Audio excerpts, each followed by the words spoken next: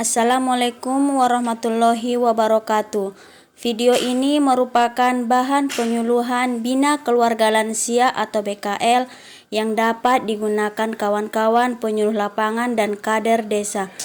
Pengertian Bina Keluarga Lansia atau BKL adalah kelompok kegiatan atau poktan keluarga yang mempunyai lansia yang bertujuan meningkatkan pengetahuan dan keterampilan keluarga yang memiliki lansia dan lansia itu sendiri untuk meningkatkan kualitas hidup lansia yang sehat, aktif, mandiri, dan bermartabat.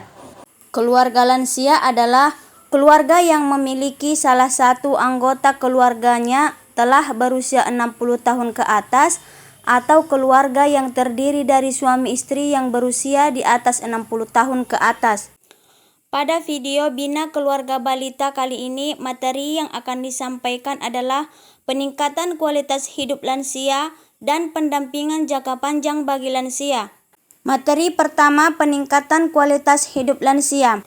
Peningkatan kualitas hidup lansia dengan memahami dan mempraktekkan 7 dimensi lansia tangguh. Seseorang atau kelompok lansia yang mampu beradaptasi terhadap proses penuaan secara positif akan mencapai masa tua berkualitas dalam lingkungan yang nyaman, sehingga berdampak pada lansia yang sehat, aktif, produktif, mandiri, dan bermartabat. 1. Dimensi sosial kemasyarakatan.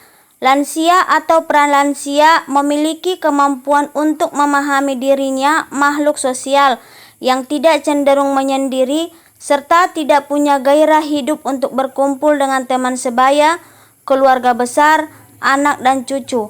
Hal ini akan mendorong lansia atau pralansia untuk aktif dalam kegiatan sosial kemasyarakatan seperti memberi santunan, melakukan silaturahmi, mengunjungi lansia yang sakit, melayat lansia yang meninggal. 2. Dimensi kesehatan fisik. Lansia atau pralansia mampu memelihara kesehatan lansia, aktivitas fisik, makanan sehat, cukup tidur, latihan pernapasan, menghindari asupan alkohol, tidak merokok, dan periksa kesehatan rutin. 3. Dimensi lingkungan. Terdiri atas 2 yaitu fisik dan bukan fisik. Outputnya agar lansia atau pralansia mampu menjaga lingkungan beraktivitas, lingkungan bersih dan sehat, dan lingkungan yang aman dan nyaman, serta mampu menjaga lingkungan mental, spiritual, dan lingkungan sosial budaya yang baik. Contoh, merawat tanaman. 4. Dimensi intelektual. Lansia atau pralansia mampu mengenali penyakit Alzheimer dengan baik, sehingga lansia atau pralansia mampu meningkatkan daya memorinya dan mengelola perubahan suasana hati dan perilaku dengan baik. 5. Dimensi emosional. Meningkatkan kemampuan berpikir, perasaan, maupun sikap positif lansia atau pralansia mampu mengelola kepribadian yang konstruktif, mandiri, tidak gantung, tidak bermusuhan, dan bisa mengkritik diri. 6. Dimensi profesional. Lansia atau pralansia mapan dan berkualitas. Lansia atau pralansia purna bakti. Lansia atau pralansia mampu meningkatkan kualitas diri dan hidupnya, mengembangkan hobi, latihan keterampilan. Dimensi rohani atau spiritual.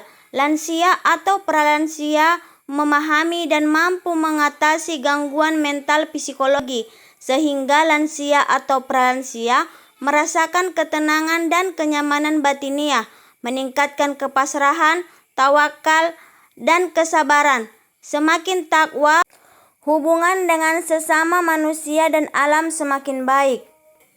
Materi selanjutnya, pendampingan jangka panjang bagi lansia atau PJP. Pengertian perawatan jangka panjang atau PJP menurut BKKBN tahun 2017 adalah kegiatan yang dilakukan oleh pengasuh atau pendamping informal atau profesional untuk memastikan bahwa lanjut usia yang tidak sepenuhnya mampu merawat diri sendiri dapat menjaga kualitas hidupnya sehingga bermartabat sampai akhir hayatnya.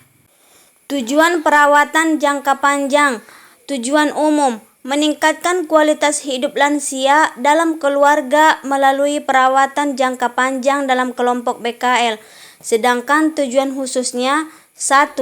Kejelasan dan kenyamanan melalui komunikasi efektif dengan lansia. 2. Kesehatan optimal sesuai dengan indikasi lansia perawatan jangka panjang melalui kegiatan pencegahan. 3. Penolongan cepat dan tepat dengan secara sederhana apabila lansia mengalami kondisi kegawat daruratan. 4. Pengobatan yang rasional berdasarkan penatalaksanaan pemberian obat sesuai petunjuk petugas kesehatan. 5. Pemenuhan nutrisi dan gizi seimbang melalui pemberian makanan berdasarkan kebutuhan sesuai dengan kondisi lansia. 6. Perlindungan berdasarkan pengelolaan kekerasan pada lansia sesuai dengan jenis kekerasan. 7. Kesehatan gigi dan mulut yang optimal sesuai dengan kondisinya. 8. Kebugaran jasmani dan rohani melalui rekreasi, kegiatan rohani, dan olahraga yang aman. 9. Kenyamanan dan ketenangan bila sudah dalam kondisi penyakit yang tidak bisa disembuhkan secara medis sampai akhir hayat. 10. Kesehatan optimal dan sanitasi dan lingkungan yang sehat. 11. Keamanan dan kenyamanan dengan penggunaan sarana dan prasarana yang memadai untuk perawatan jangka panjang. Manfaat perawatan jangka panjang atau PJP. Melalui perawatan jangka panjang ini, diharapkan keluarga yang tinggal bersama lansia dapat memberikan pelayanan perawatan jangka panjang bagi lansia secara optimal di rumah. Indikasi perawatan jangka panjang atau PJP. 1. Mereka yang mengalami ketergantungan sedang dan berat diukur berdasarkan kemampuan mengendalikan rangsangan buang air besar dan buang air kecil, membersihkan diri, kemampuan di toilet, makan, berpindah tempat, mobilisasi, mengenakan pakaian, naik turun tangga, dan mandi. 2. Mereka yang mengalami keterbatasan dalam melakukan aktivitas sehari-hari. 3. Mereka yang mengalami berbagai penyakit berat termasuk stroke, demensia, depresi berat, penyakit jiwa, pasca jatuh, terutama yang mengalami penyakit 2 atau lebih. 4. Mereka yang mengalami gangguan yang sedang dan berat dalam lingkungan sindrom geriatri seperti gangguan penglihatan dan pendengaran, dampak dari mengonsumsi obat-obatan, sulit tidur, penurunan daya tahan tubuh, dan lain-lain. Pencegahan perawatan jangka panjang atau PJP. Untuk melakukan pencegahan bagi lansia yang berindikasi untuk mendapatkan PJP dengan cara 1. Melakukan kontrol kesehatan secara rutin. Keluarga sebaiknya melakukan kontrol kesehatan bagi lansia minimal 1 bulan sekali, baik ke posyandu lansia maupun ke puskesmas terdekat. Kedua, kehidupan rohani. 3. Pemenuhan nutrisi pada lansia. 4. Tidur yang cukup dan nyenyak. 5. Melakukan senam otak. 6. Menjaga kebersihan badan termasuk gigi dan mulut. 7. Melakukan rehabilitasi bagi lansia yang membutuhkan rehabilitasi. 8. Bersosialisasi dengan masyarakat termasuk lansia lainnya. 9. Melakukan kegiatan sesuai minat dan hobi termasuk kesenian. Dan yang ke-10, melakukan kegiatan yang sesuai dengan budaya di mana lansia tinggal.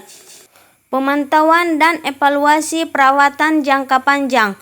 Bagi lansia berbasis keluarga dilaksanakan bersamaan dengan pelaksanaan pemantauan dan evaluasi program pembinaan ketahanan keluarga lansia yang sudah ada, dengan mengikuti pedoman monitoring dan evaluasi kelompok bina keluarga lansia atau BKL.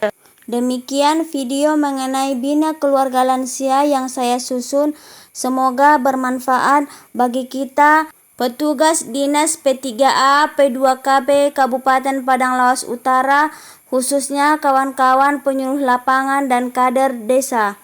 Sekian dan terima kasih.